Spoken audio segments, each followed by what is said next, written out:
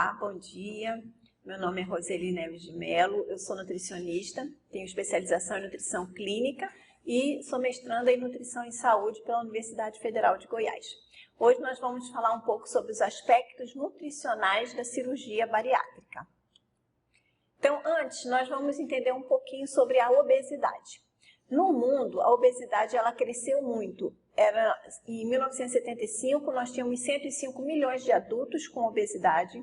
Em 2014, esse valor subiu para 641 milhões de adultos com obesidade. Sendo que desses 641 milhões, 56 milhões tinham obesidade grau 3 ou obesidade severa. No Brasil, também está tendo um aumento da obesidade. Em 2006, 11,4% da população brasileira apresentava obesidade. Em 2019, esse valor quase dobrou, foi para 20,3% da população. Então, a obesidade ela tem várias causas e são causas complexas que interagem entre elas. Então, nós temos os fatores biológicos, como a genética, por exemplo, temos fatores ambientais, fatores comportamentais. Então, o consumo de alimentos ricos em energia, fast foods, o sedentarismo, tudo isso ajuda na causa da obesidade.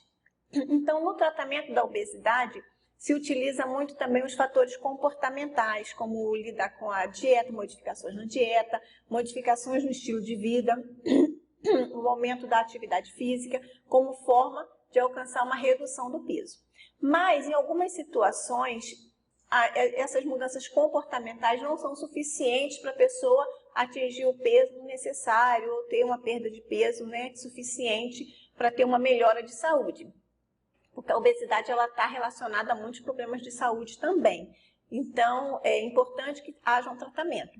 Então, para isso, se criou as cirurgias bariátricas, que são cirurgias que visam reduzir o peso e reduzir também as comorbidades, as doenças que são associadas à obesidade. Então, de acordo com o Conselho Federal de Medicina, as indicações para cirurgia bariátrica são para pessoas que têm um IMC maior que 40 quilos por metro quadrado. Então, o IMC é o índice de massa corporal, que a gente consegue fazendo um cálculo do peso pela altura ao quadrado. Então, se esse valor for acima de 40, a pessoa já tem indicação para cirurgia bariátrica. Se esse valor for maior que 35, mas estiver associada a comorbidades que são agravadas pela obesidade e que melhora quando tem um tratamento da obesidade, como diabetes, hipertensão, síndrome da apneia obstrutiva do sono, osteoartrite, doença coronária, então também há indicação da cirurgia bariátrica. A cirurgia ela é realizada em pessoas acima de 18 anos, em adultos. Adolescentes de 16 a 18 anos e idosos precisa ser avaliado o risco-benefício para ver até que ponto essa cirurgia vai trazer mais benefícios para esses pacientes. Tem que ter havido já um tratamento clínico prévio que tenha sido insatisfatório de pelo menos 2 anos. Então a pessoa já tentou emagrecer de outras formas, com tratamento clínico, mas sem sucesso. A pessoa não pode usar drogas ilícitas ou alcoolismo, ausência de quadros psicóticos ou demenciais graves ou moderados, e é importantíssimo também a compreensão do paciente e dos seus familiares dos riscos e mudanças de hábitos que são inerentes a uma cirurgia como a bariátrica, que é uma cirurgia de grande porte, sobre o tubo digestivo, e da necessidade do acompanhamento no pós-operatório com uma equipe multidisciplinar a longo prazo. Então, existem 3 tipos de técnicas de cirurgias bariátricas. Tem as técnicas restritivas, as desabsortivas e as técnicas mistas. Nós vamos ver daqui a pouquinho um pouco mais sobre cada uma delas. Então, aqui é só para entender um pouquinho como é o nosso sistema digestório. Nós temos, a gente se alimenta, o alimento da boca, ele vai passar para o esôfago, que é só um tubo para poder levar o alimento até o estômago. No estômago, tem aqui um pouco já de digestão de alimento, depois ele vem para o intestino delgado, que é esse mais fininho, e o intestino grosso. O intestino delgado, ele tem várias partes, que é o duodeno, que é essa primeira partezinha, logo depois do estômago. temos o jejuno, depois temos o íleo. E a gente tem também algumas glândulas, temos o fígado, o pâncreas, que está aqui debaixo, atrás do estômago. Então, aqui ó, nós temos aqui aumentado o fígado, o pâncreas, e aqui o canal que liga o fígado, o fígado que ele produz, ele armazena na vesícula biliar. Da vesícula biliar, ele vai liberar, quando a gente se alimenta, esse conteúdo para o duodeno. O pâncreas também produz enzimas, produz bicarbonato de sódio, que também vai ser liberado aqui no duodeno. O duodeno, então, é essa partezinha aqui logo depois do estômago. Então, aqui a gente recebe várias enzimas que ajudam na digestão do alimento, os sais biliares, o bicarbonato que vai ajudar a neutralizar o ácido que é produzido no estômago. Então, essa parte aqui eu estou falando, né, detalhadamente aqui do duodeno, porque isso aqui vai fazer muita diferença nas cirurgias bariátricas, nós vamos ver mais à frente. Então, para que haja a digestão do alimento, e o que é a digestão? A digestão é a quebra do alimento em pedacinhos pequenininhos, porque no alimento os nutrientes estão em moléculas grandes e precisam ser digeridas, quebradas em pedaços pequenos para poder ser absorvidas. Então, esses alimentos, para serem digeridos, precisam dessas enzimas que são produzidas pelo pâncreas e pelo fígado. Tem outras enzimas também, mas eu estou dando destaque aqui a essa parte do fígado e do pâncreas que é liberado no duodeno. Então, existem várias técnicas, né, como eu falei, que são restritivas, desabsortivas ou mistas. Então, aqui nós temos esses dois primeiros modelos aqui, ó, são cirurgias que são restritivas.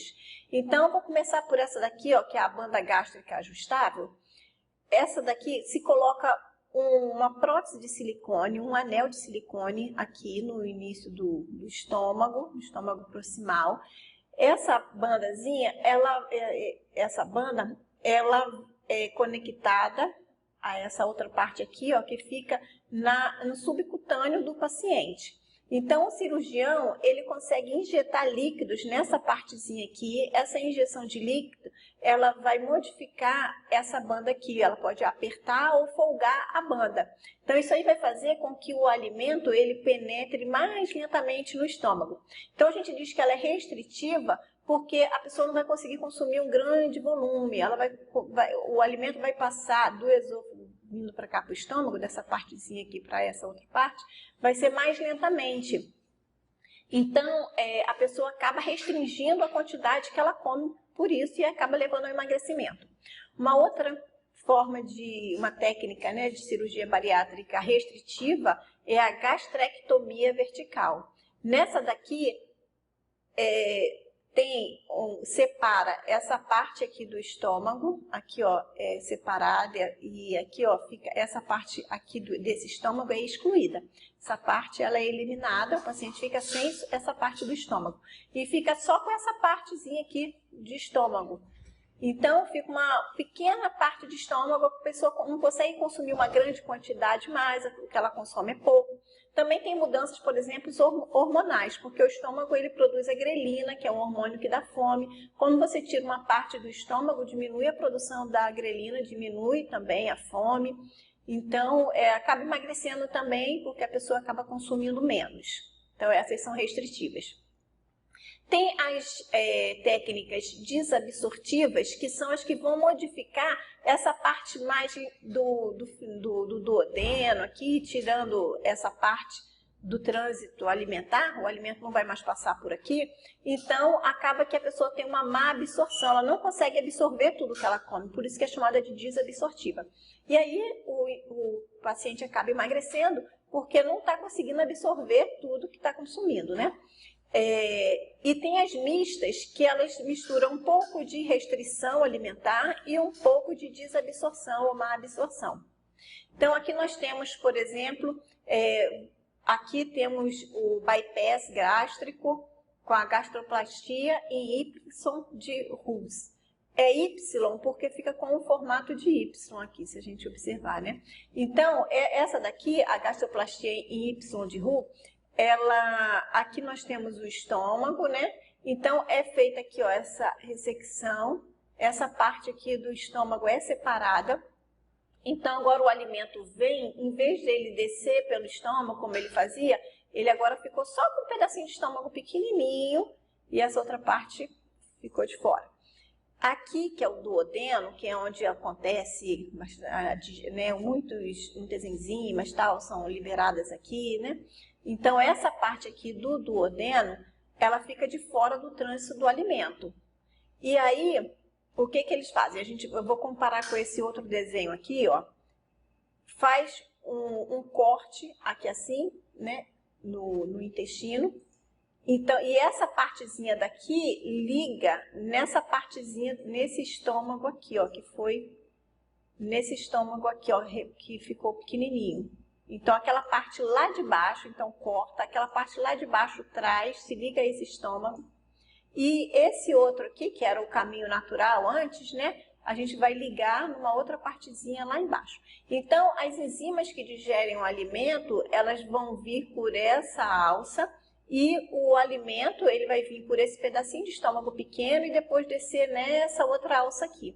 Então, só aqui embaixo é que as enzimas vão se encontrar com o alimento. Antes do estômago já saía para cá e já encontrava, né, aqui com os produtos, né, do fígado e do pâncreas. Agora só aqui embaixo. Então, isso causa uma má absorção de alimentos. Essa outra aqui tem a gastroplastia longitudinal ou vertical, né? Que essa daqui cortou assim um pedacinho pequeno, ficou um pedaço pequeno de estômago. Essa daqui ficou uma parte maior de estômago, mas aí o resto aqui embaixo foi bem parecido também. Tirou uma parte do duodeno, é bem parecida com a outra. Então, aqui nós temos os sítios de absorção de cada nutriente. Então, aqui no estômago nós temos o fator intrínseco. Esse fator intrínseco, ele ajuda na absorção da vitamina B12.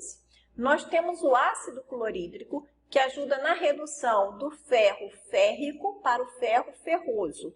Para a gente absorver o ferro, a gente absorve na forma de ferro ferroso. Então, precisa que o ácido do estômago faça essa redução para a gente poder absorver o ferro. E aí, depois no duodeno, a gente tem a absorção de ferro, cálcio, magnésio, fósforo, cobre, selênio, zinco, biotina, niacina que é conhecida como vitamina B3. Então, isso acontece no duodeno. A gente viu naquelas técnicas anteriores que o duodeno tinha ficado de fora do circuito, né, alimentar. Então, o alimento, do estômago, ele já ia direto para o jejum. O alimento, em algumas, né, naquelas que são desabsortivas, o alimento, do estômago, ele não vem para o duodeno. Então, tem uma má absorção desses alimentos, né, do ferro, cálcio, magnésio. Então, tem que ter muita atenção a esses nutrientes. Depois, no jejum, nós temos a produção de PYY e GLP-1. Esses aqui são hormônios. O GLP-1 é um hormônio que dá muita saciedade. Então, como o alimento está chegando mais rápido até o jejum, porque o duodeno, né, foi feito um desvio, então o alimento chega mais rápido ao jejum. Isso faz com que haja uma produção mais rápida de GLP-1. E aí dá mais saciedade, a pessoa acaba comendo menos também, porque ela reconhece que está saciada mais rápido, né? Então come menos, isso é muito importante. Também está ligado à produção de insulina, então melhora quem tem problemas de resistência à insulina, quem tem diabetes, intolerância à glicose, vai ajudar também o GLP-1 nessas comorbidades. Então, a gente até fala assim, a cirurgia bariátrica, né, hoje em dia se fala da cirurgia metabólica, porque ela não só emagrece, mas também ajuda a resolver ou controlar algumas comorbidades também relacionadas à obesidade. E no ilho, nós temos a absorção da vitamina B12, dos sais biliares. Então, é muito importante a gente conhecer o tipo de cirurgia e em que local é absorvido cada nutriente para entender quais são as carências que o paciente vai ter de acordo com o tipo de cirurgia que o indivíduo foi submetido. Então, no atendimento nutricional, a gente tem as fases pré-operatória, intra-hospitalar e pós-operatória. Então, nós vamos ver aqui como é que é cada uma dessas fases, como que a gente deve agir. Mas será que precisa de dieta no pré-operatório? Né? Já que a dieta no pré-operatório, né, a pessoa já vai emagrecer mesmo depois da cirurgia, né? Então, para que uma dieta no pré-operatório? É porque a dieta no pré-operatório, ela aumenta o potencial sucesso depois que a pessoa faz a cirurgia. Então, a nutrição no pré-operatório, ela tem como objetivos corrigir deficiências nutricionais, porque o paciente muitas vezes já vem com várias deficiências e a gente viu que a cirurgia vai causar algumas deficiências nutricionais, má absorção. Então, se ele já vem com uma deficiência, essa deficiência só vai aumentar, só vai piorar o prognóstico desse paciente.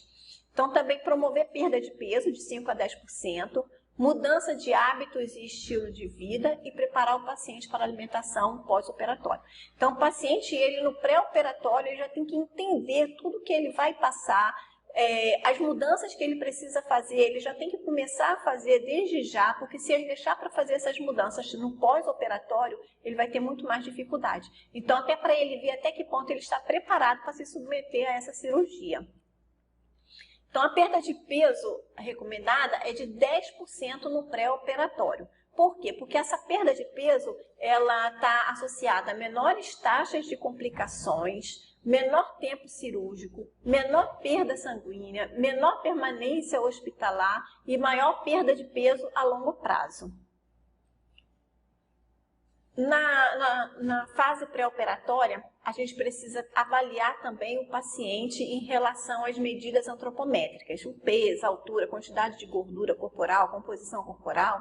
Para isso, nós podemos utilizar tabelas de peso e estatura, o índice de massa corporal, que é muito utilizado, a impedância bioelétrica, que antes se tinha muito receio de usar a impedância porque tem uma resistência à passagem da eletricidade pela massa gordurosa, só que existem alguns cálculos de ajuste que nós podemos fazer para pacientes com obesidade grave. Temos o DEXA, pleximografia, só que esses dois já são mais difíceis de acesso, mais onerosos. Temos as dobras cutâneas, que muitas vezes também no paciente com obesidade severa é mais difícil da gente conseguir medir essas dobras, fazer a prega, né, conseguir fazer essa medida. Circunferência abdominal é bastante utilizada porque está relacionada também a doenças cardiovasculares e a relação cintura-quadril, que nos mostra também como é que está a distribuição dessa gordura, se ela está mais na cintura, mais no quadril, como é que está essa distribuição e está relacionada também a riscos cardiovasculares, doenças cardiovasculares.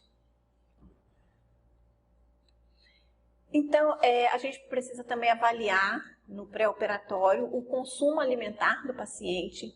Então, como é que é a dieta habitual dele e a dieta atual? Por que dieta atual e habitual? Porque esses pacientes, muitas vezes, eles estão sempre tentando formas diferentes de emagrecer, então estão sempre fazendo dietas diferentes. Então, é importante que a gente conheça a dieta que ele está consumindo nesse momento e qual é a dieta que ele costuma consumir habitualmente. Também conhecer as comorbidades relacionadas à obesidade que ele tenha, a dentição dele, porque essas cirurgias, né, elas têm uma restrição no volume gástrico, então o alimento tem que ser muito bem mastigado para ele poder penetrar no estômago, ser digerido. Então precisa que a dentição esteja bem também para poder fazer uma boa mastigação. Quais são as aversões e preferências alimentares desse paciente, como está o hábito intestinal dele, as queixas e sintomas que ele tenha, principalmente de carências de micronutrientes que ele possa ter, identificar os erros e os transtornos alimentares também que ele possa ter. É muito importante conhecer os transtornos alimentares, porque uma pessoa com compulsão alimentar, transtorno do comer compulsivo, qualquer transtorno alimentar, depois da cirurgia, ele pode se agravar ainda mais. Então, por isso também é muito importante a equipe multidisciplinar, termos psicólogos na equipe para fazer esse acompanhamento, identificar essas situações antes da cirurgia. Também, em relação à deficiência de micronutrientes no pré-operatório, será que o paciente tem essas deficiências de micronutrientes? Né? É importante avaliar isso? Sim, é muito importante fazer uma avaliação rotineira, porque tem a presença de muitos fatores de riscos nesses pacientes, para risco de deficiência de micronutrientes. Não só em pacientes com obesidade severa, mas também na população em geral.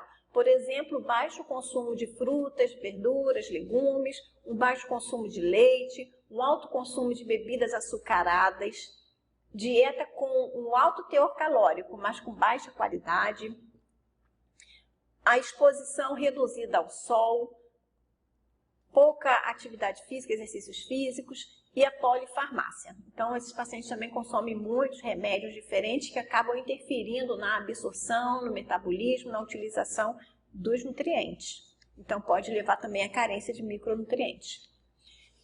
Então, a avaliação vai ser feita, né, através de exames bioquímicos. Isso, né, no pré-operatório ainda, avaliar o hemograma, a albumina, para saber como é que está a situação de proteínas desse paciente, ferritina, glicemia, perfil lipídico, cálcio, parato hormônio, ferro, ácido fólico, vitamina B12. Porque esses nutrientes, eles são comuns ter carência desses nutrientes na população em geral e em pacientes com obesidade severa mais ainda. Então, no pré-operatório também, como será a conduta nutricional, como nós vamos conduzir a dieta desse paciente. A dieta ela precisa ser hipocalórica, baixa em calorias. Uma média de 20 quilocalorias por quilo de peso ajustado por dia. Então, não é o peso do paciente, mas o peso ajustado. Normoglicídica quer dizer a quantidade de carboidratos normal, isenta de sacarose, isenta de açúcar. Hipolipídica, com baixa gordura, menos que 20% do valor calórico total que a pessoa precisa no dia, tem que vir de gorduras. Normoproteica, então a quantidade de proteína é normal, 1 grama por quilo de peso, ideal por dia. E os micronutrientes, eles não podem ultrapassar a UL, que é a dose máxima que a gente pode consumir sem ter problemas adversos, toxicidade. A dieta, ela precisa já no pré-operatório, ela ser fracionada em 6 refeições por dia, em horários regulares, porções menores de alimentos e utensílios menores. No pós-operatório, o paciente vai precisar utilizar utensílios menores, vai usar colher de chá, xícaras de café, tudo pequenininho. Então, ele já tem que ir se acostumando no pré-operatório a utilizar esses utensílios para não ter dificuldade depois no pós-operatório. Também é hidratação, ingerir líquidos lentamente, 50 ml em 10 goladas, ou demorar 10 minutos para consumir 50 ml. 50 ml é uma xícarazinha de café daquela pequenininha. Então, ele já tem que ir se acostumando, treinando para no pós-operatório ele não ter dificuldade. Treinar a mastigação lenta também. Evitar alimentos que não são permitidos no pós-operatório imediato, como café, bebidas gaseificadas, refrigerantes, água com gás, condimentos, alimentos ricos em açúcares. Então, evitar esses alimentos já no pré-operatório. E atenção exclusiva para a alimentação. Quando estiver comendo, é comer sem ficar prestando atenção em celular, em televisão, em computador e em outras coisas. Nada que distraia a sua atenção. É atenção exclusiva para a alimentação. E aí, como que a gente vai orientar esse paciente? A orientação dele é de que ele vai precisar fazer um acompanhamento nutricional para o resto da vida. Com o tempo, o espaço entre uma consulta e outra vai aumentando, mas ele tem que estar ciente de que ele vai precisar de acompanhamento nutricional por toda a vida. Também as mudanças de hábitos e os estilos de vida, que ele vai precisar fazer escolhas alimentares melhores. Então, às vezes a pessoa pensa assim, eu vou passar por uma cirurgia bariátrica, depois eu vou poder comer hambúrguer, um monte de coisa, sorvete, né? Um monte de coisa, vou estar livre para comer tudo e não vou engordar. Então, ele tem que estar ciente de que depois da cirurgia é muito importante que ele faça escolhas alimentares saudáveis, porque como ele tem aquela dificuldade de absorção de vários nutrientes importantes, então, se a dieta já for carente nesses micronutrientes, então a probabilidade dele ter complicações vão ser muito maiores. Então, a alimentação dele tem que ser muito melhor do que a alimentação de qualquer outra pessoa. Orientar esse paciente sobre a cirurgia, como vai ser a alimentação dele no pós-operatório, tem que estar ciente de como vai ser esse processo da cirurgia, como que ele precisa se alimentar depois, tudo muito bem explicado. As expectativas realistas sobre a evolução da perda de peso, para ele não ter uma ideia irrealista de quanto que ele vai perder de peso, como vai ser. E muito importante também explicar para o paciente da responsabilidade que ele tem com o autocuidado dele, que para o sucesso da cirurgia é muito importante a parte do paciente de como ele vai seguir as recomendações. Então, a alimentação no pós-operatório, ela vai evoluir, a consistência dela vai evoluindo. Então, nós vamos ver agora, fase por fase dessa alimentação, como que ela vai evoluir. Depois da cirurgia, ele não já vai comer um arroz, feijão, aquele frango assado lá, né? Ali já é a última parte. Então, primeiro, ele vai começar com uma consistência mais líquida e aí depois vai evoluindo. Então, quais são as orientações gerais no pós-operatório? É essencial que a evolução da alimentação seja feita sob acompanhamento de um nutricionista. É importante fazer todas as refeições para que não faltem os nutrientes necessários. Utilizar o adoçante no lugar do açúcar. Utilizar suplementação proteica e de polivitamínicos e polimineral conforme a orientação do nutricionista. E ele tem que saber que essa suplementação vai ser para o resto da vida. Sempre vai precisar fazer essa suplementação. Não deitar logo após as refeições, a fim de evitar vômitos. Ingerir bastante água nos intervalos das refeições, mas sempre pequenos goles. E nunca ultrapassar as quantidades prescritas no cardápio.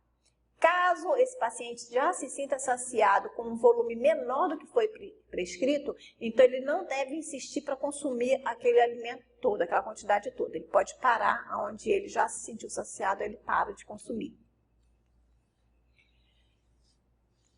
E a gente precisa observar as intercorrências clínicas que possam acontecer, como náuseas, vômitos, intolerâncias alimentares, a dificuldade de digestão, principalmente de pão, arroz, carne vermelha e leite, a velocidade na ingestão alimentar, se ele está consumindo muito rapidamente os alimentos, os sinais de deficiências nutricionais, a alopécia é a queda de cabelo, mucosas hipocoradas, então vê a mucosa do olho está clarinha, né? Como é que ela está, a perda óssea, os episódios de fraqueza, então está observando sempre esses sinais de deficiências.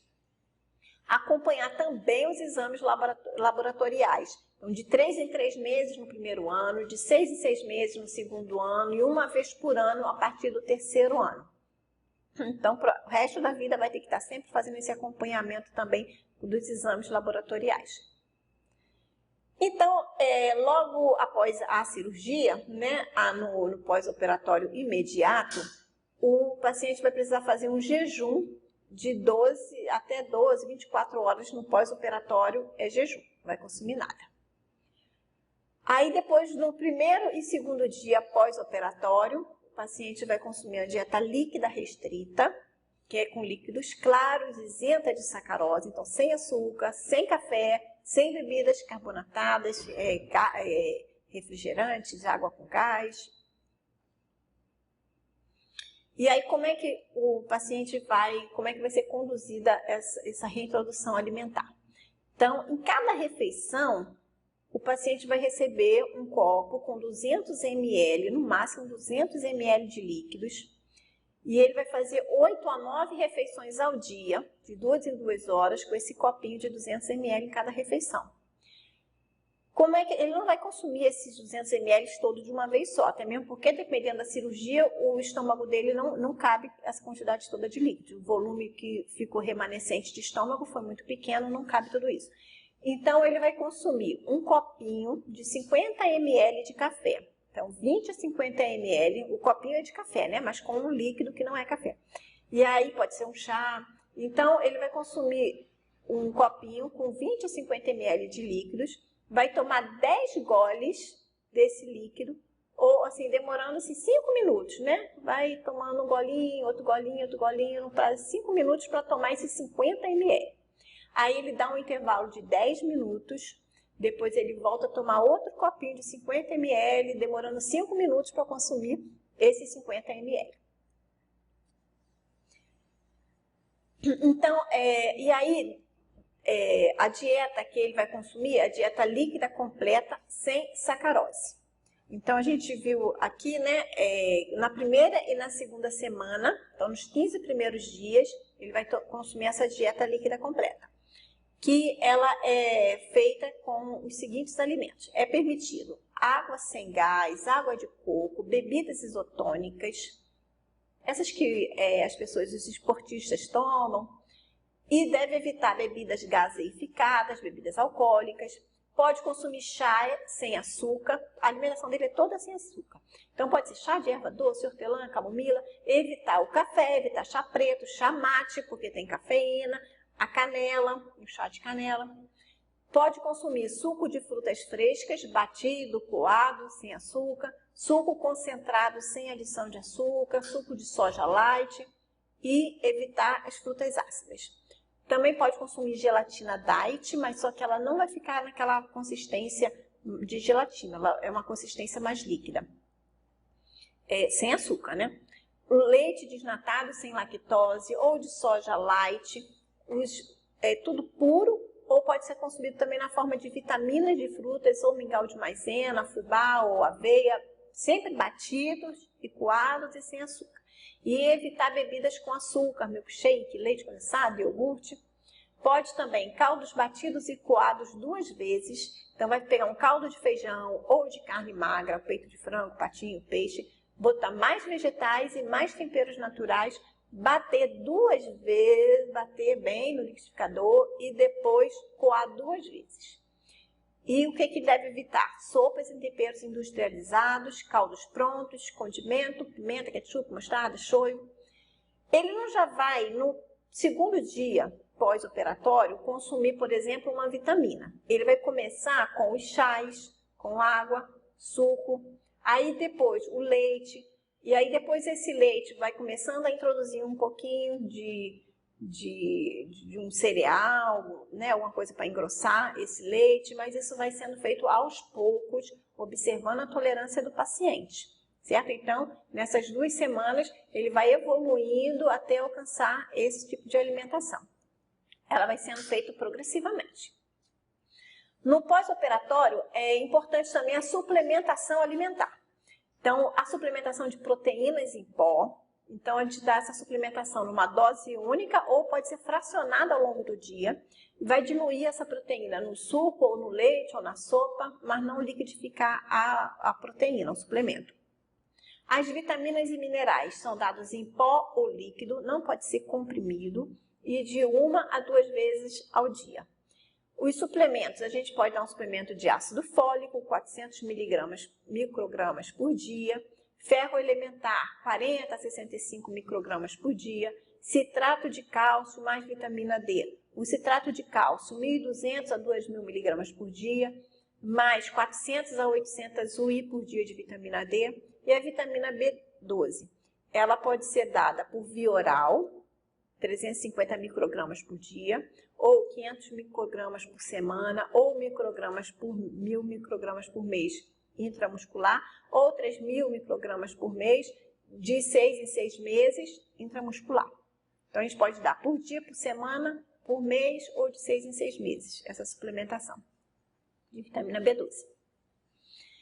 A dieta líquido-pastosa, ela tem que ser hipolipídica, quer dizer, pobre em gorduras e sem açúcar, sem sacarose. E essa dieta líquido-pastosa, ela vai começar a partir da 3ª semana. A gente oferece 6 refeições, de 3 em 3 horas, o volume máximo é de 200 ml por refeições ainda, e fracionados da mesma forma que a gente viu aquele outro dos copinhos. Então, 50 ml ingeridos em 10 minutos, depois dá um intervalo de 5 minutos. Ou então a gente pode oferecer, em vez de 50 ml, pode ser 2 colheres de sopa em cada refeição. Mas sempre assim, consumido bem lentamente. As recomendações é comer devagar, evitar a ingestão de líquidos durante as refeições, 30 minutos antes ou após as refeições, que pode consumir o líquido, utilizar a colher de chá para comer e não colocar muito alimento na boca de uma só vez. Então, agora é colherzinha de chá, que ele já tem que começar a treinar, usar, né, já desde o pré-operatório. Não encher a boca, é pouquinho alimento por vez, e manter a suplementação de vitaminas, minerais e proteínas. A dieta líquido-pastosa, então, que já é na terceira semana, são permitidos, aqueles alimentos que eram permitidos na dieta anterior, continuam sendo permitidos. Os que eram para evitar, continuam sendo para evitar. Mas aqui a gente já pode introduzir purê de frutas amassadas ou raspadas, suco de fruta fresca, né? Então aqui ele já pode consumir não só a fruta na forma de suco, mas também na forma de um purê de fruta amassado, peneirado 2 vezes. Também já pode introduzir arroz, macarrão no caldo. Então não é o arroz, macarrão normal, é botar no caldo e depois bater para poder oferecer para o paciente.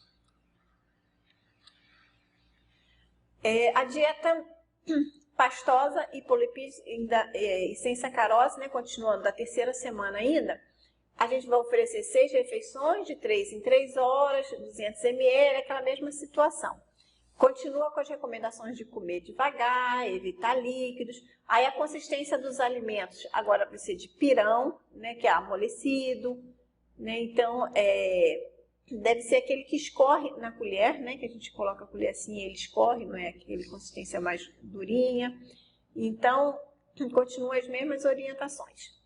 Aí a dieta pastosa, sem sacarose, né, sem açúcar, vai ser aqueles mesmos alimentos que já eram permitidos antes, continuam permitidos, os que eram para se evitar, continuam sendo para evitar. Aqui a gente vai ter o purê de frutas também, amassado, né, ou raspadas, né, ou o suco de frutas, mas a gente já não precisa mais coar. E também a gente vai ter o mingau, né, de maisena, as vitaminas de frutas, que também não precisa, as vitaminas de frutas não precisam ser coadas. E o caldo de feijão, né, o caldo de carne, a gente vai continuar batendo no liquidificador, mas já não precisa mais coar. Então essa é a diferença da fase anterior. Agora a dieta pastosa. Depois, na próxima semana, ele passa para a dieta pastosa, sem açúcar ainda, sempre com pouca gordura, sem açúcar. Então, aqui, ele já pode consumir frutas macias, como a banana, o mamão, a melancia, sem casca e sem bagaço, em pedacinhos pequenos. Então, aqui ele já começa a ter uma consistência, né, que ele já possa... Antes, ele já tinha que estar mastigando, mesmo quando era dieta pastosa, ele tinha que fazer aquele movimento de mastigação, mesmo sem ser um alimento com consistência para se mastigar. Mas agora ele já está consumindo alimentos que já precisa de mastigação mesmo, né? Que é a banana, mamão, melancia. Então esses alimentos eles já podem ser introduzidos nessa fase da dieta pastosa. Aí, continuando, né, a dieta pastosa ainda, porque não coube no outro slide, né? Então, continuando, ele também é permitido pão de forma, mas tem que ser molhado. Então, molha o pão no leite ou molha o pão na sopa, aí pode consumir o pão. Deve evitar pães duros, pães integrais, com sementes, grãos. Pode já o arroz tapa, porque antes ele podia o arroz na sopa batido, né? Agora já pode consumir o arroz papa ou o macarrão, aquele macarrão cabelo de anjo, que é bem fininho. E, então, bem cozido, o arroz bem cozido, o macarrão bem cozido. Já pode vegetais na forma de purê. Então, fazer um purê de abóbora, purê de cenoura, batata, qualquer purê. Carne bem cozida. Aqui não é que vai fazer um purê com manteiga, né? É um purê, a consistência desses vegetais é que não, é na forma de purê. A carne bem cozida, moída ou desfiada, pode ser carne de vaca, pode ser carne de frango, pode ser o peixe, mas sempre muito bem cozido, muito bem desfiadinho. E pode também o feijão batido. E aí já não precisa mais peneirar, né, o coar. Depois, na próxima semana, ele já evolui para dieta branda, sempre com pouca gordura e sem açúcar. Aqui ele já pode consumir, né, ele continua com as frutas macias e também outras frutas intermediárias que não são duras ainda, Então, pode ainda a banana, o mamão, a melancia, o melão, pera, sem casca e sem bagaço. Aqui também, na dieta branda, também é permitido o pão de forma. Antes, ele precisava molhar o pão no leite ou na sopa, né? Agora, ele já pode consumir o pão sem precisar molhar. Também o arroz, ele tem que ser bem cozido, mas não precisa ser tão papa igual era antes, né? O macarrão também já é permitido outros macarrões, não só o cabelo de anjo. E os vegetais que antes ele só podia comer na forma de purê, agora ele já pode consumir os vegetais cozidos, mas em pedaços pequenos. Mas nada de verdura crua ainda. E a carne continua, né, bem cozida, tal, só que agora pode já consumir pedaços pequenininhos de carne. É muito importante que a pessoa mastigue muito bem todos os alimentos. As carnes, por exemplo, tem uma mastigação mais difícil. É importante que seja muito bem mastigado, porque senão a pessoa pode ter algum problema. E aí, a última fase é a fase da dieta de consistência normal. Porque se a gente fala assim, porque essa fase ela pode ser conhecida como dieta livre, dieta normal. Mas se a gente fala dieta livre, dieta normal, a pessoa pensa que ela está livre para consumir o que ela quiser. Então, a consistência da dieta, que é livre, a consistência que é normal. Então, ele já pode consumir todas as frutas, mesmo as frutas duras, verduras e legumes crus, cozidos. Então, não precisa ser mais só verduras cozidas. Pode e deve consumir feijão, ervilha, lentilha, soja, grãos, uma vez por dia. Carne vermelha, frango ou peixe, 2 vezes ao dia. Carne bem cozida, moída, desfiada, pedaços pequenos. Ovos cozidos, 3 vezes por semana. Se for só a clara, pode ser consumida diariamente. Leite e derivados desnatados, 2 a 3 vezes ao dia. Pode ser consumido puro ou na forma de vitaminas. Então, da forma que o paciente achar melhor, desde que não seja com açúcar.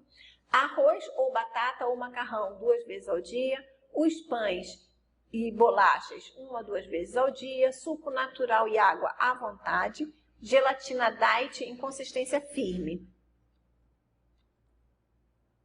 E o que ele deve evitar? Frituras, sopas e temperos industrializados, carnes gordas e embutidos, salame, mortadela, presunto, linguiça, salsicha, condimentos, pimenta, ketchup, mostarda, shoyu, alimentos gordurosos, bebidas com açúcar, milkshake, leite condensado, iogurte, refrigerantes, café, chamate, bebidas gaseificadas, bebidas alcoólicas, alimentos ricos em açúcares, os doces, por exemplo.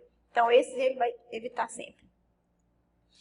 Tem que ter muito cuidado quando a dieta dele, o tempo todo, né, eu falei, é sem açúcar, sem açúcar, sem açúcar.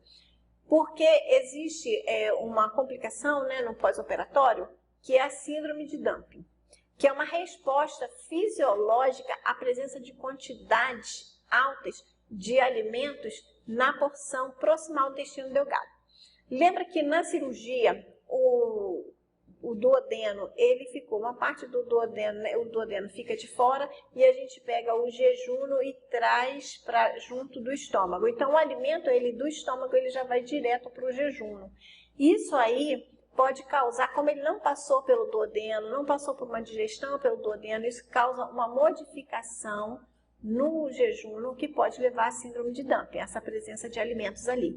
Principalmente alimentos calóricos e alimentos ricos em carboidratos. Então, essa síndrome, ela aparece enquanto o paciente ainda está se alimentando ou então dentro dos primeiros 30 minutos após a ingestão do alimento. Os sintomas são sensação de plenitude assim, de que está cheio, acompanhado por calor e sudorese, segue-se de estado de prostração, fraqueza e mal-estar. Essa síndrome, ela pode variar na prevalência dela de 19% a 76%. Então, muitos pacientes apresentam síndrome de dumping alguma vez. E a frequência é maior nas operações desabsortivas e mistas. Então, aqueles pacientes que tiveram uma cirurgia só restritiva, geralmente não tem muito esse problema da síndrome de dumping. Então, a gente falou das deficiências, né, de vitaminas e minerais, então a gente tem que ter muito cuidado com alguns nutrientes que a gente tem que estar acompanhando durante todo esse processo. O zinco, por exemplo, aí aqui tem os sinais que a gente deve observar no paciente, porque a gente vai estar sempre acompanhando com os exames laboratoriais. Mas observando no paciente, a gente pode perceber também vários sinais de carência, de deficiências de nutrientes, micronutrientes. Então, o zinco, rasgo cutâneo, queda de cabelo, a vitamina A, quando o paciente começa a apresentar lesões na pele, cegueira noturna, a vitamina C, baixa cicatrização, hemorragias, vitamina K, hemorragias, a vitamina B1, fadiga, perda de apetite, constipação, neuropatia, edema. A vitamina B12, ela pode causar queilose, que são umas coisas no canto da boca, umas rachaduras, lesões na pele, língua e lábios.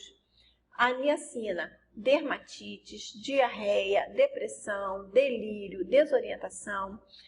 Vitamina B6, queilose, dificuldade à deambulação, dificuldade de caminhar, irritabilidade.